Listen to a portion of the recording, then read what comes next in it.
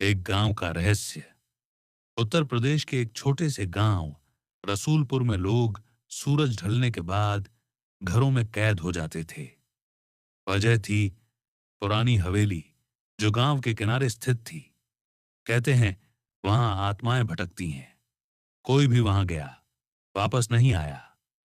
राजन एक पत्रकार था जो इन रहस्यमयी कहानियों को सच्चाई या अफवाह साबित करने में रुचि रखता था।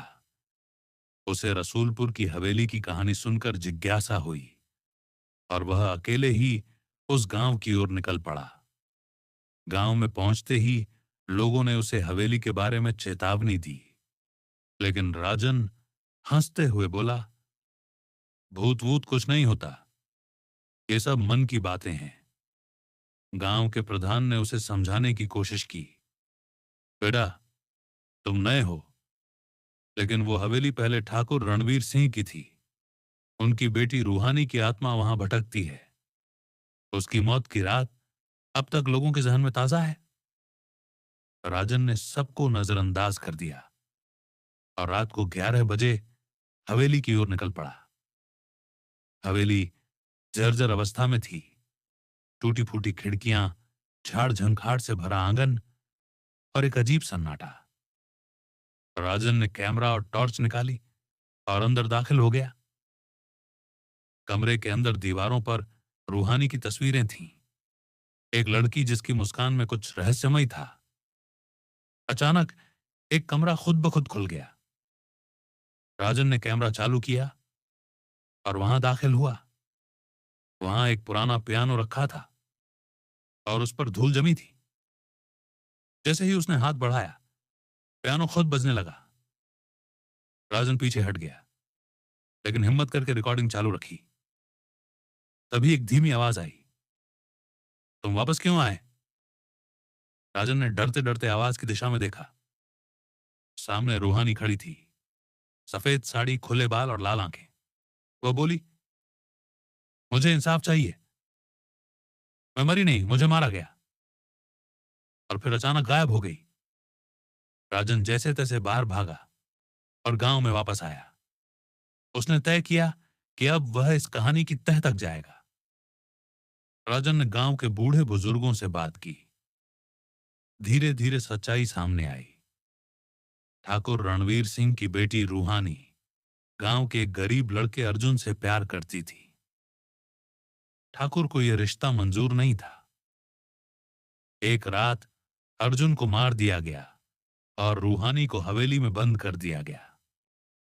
कहते हैं कुछ दिनों बाद रूहानी की भी मौत हो गई, लेकिन मौत से पहले उसकी चीखें हवेली में गूंजती रहीं। तब से लेकर आज तक उसकी आत्मा वहां कैद है। राजन ने उस रात फिर से हवेली जाने का निश्चय किया। इस बार उसने पूजा का सामान, गंगाजल और कुछ मंत्र भी साथ रखे। रात को ठीक 12 बजे वह फिर से हवेली पहुंचा। जैसे ही वह रूहानी की तस्वीर के पास पहुंचा, हवा तेज हो गई और कमरे में एक अजीब सी ऊर्जा भर गई। रूहानी फिर प्रकट हुई। वह बोली, अगर तुम वाकई मेरी मदद करना चाहते हो तो अर्जुन की हड्डियां खेत के कुएं में हैं। उन्हें सम्मान के साथ दफनाओ और मुझे मुक्ति दिलाओ। राजन ने अगली सुबह गांव के कुछ नौजवानों की मदद से कुएं की खुदाई करवाई। सच में वहां एक कंकाल मिला जो अर्जुन का था। राजन ने गांव के पुजारियों से उसका विधिपूर्वक अंतिम संस्कार करवाया। उसी रात राजन ने फिर हवेली का रुख किया। हवेली शांत थी, हवा भी थमी हुई थी। जैसे ही वह उस कमरे में पहुंचा, रूहानी फिर दिखाई दी।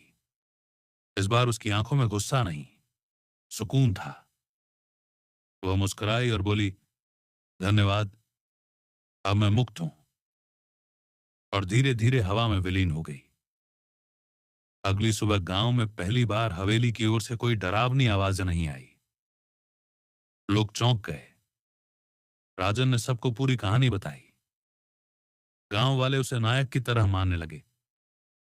हवेली को मंदिर में तब्दील कर दिया गया और रूहानी की एक छोटी मूर्ति स्थापित की गई ताकि उसकी आत्मा को सदा शांति मिलती रहे। राजन वापस अपने शहर लौट आया। उसने इस पूरी घटना पर एक डॉक्यूमेंट्री बनाई। वापसी एक आत्मा की कहानी। और कहते हैं, रात के अंधेरे में हवेली के पियानो से अब भी एक धुन सुनाई देती है। शायद रूहानी की आत्मा अब भी पूरी तरह से मुक्त नहीं हुई, या शायद कोई और कहानी लिखी जा रही है। लेकिन क्या डर कभी खत्म होता है?